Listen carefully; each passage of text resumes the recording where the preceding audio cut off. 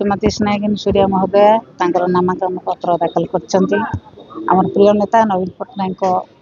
आशीर्वाद रे से टिकेट नहीं आज नामांकन पत्र देती भोट भिक्षा करेंगे। निश्चित भाव में नुआपड़ावासी जो स्वाभिमान नुआपड़ावासी समस्त भोटर भाई भाई मान पाखे से भोट भिक्षा करेंगे। भोटर भाई भाई मान निश्चित भाव में विचार करेंगे कौ सरकार कौन करुच्ची पूर्वर कौ सरकार कौन करते। नवीन पट्टनायक सरकार जो भाव में उन्नतिमूलक कार्य नुआपड़ाई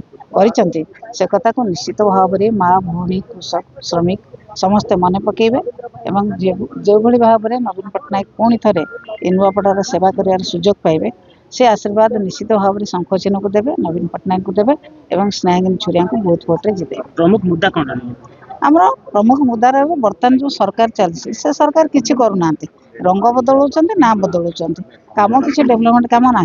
माननीय पूर्वतन मुख्यमंत्री नवीन पट्टनायक जो भाव में डेभलपमेंट कम करुले से डेभलपमेंट कम किसी ये सरकार होना तेणु सरकार विरुद्ध रे एवं नवीन पट्टनायक सरकार सपक्ष में जहाँ जहाँ करते कम करते महिला मान युवक मान छात्र मान साधारण कृषक मान गाँव में समस्त लोकों टाउन में समस्त लोकों जो कम करते से कथा को लेकिन आम समस्त भोटर पाखु जीव।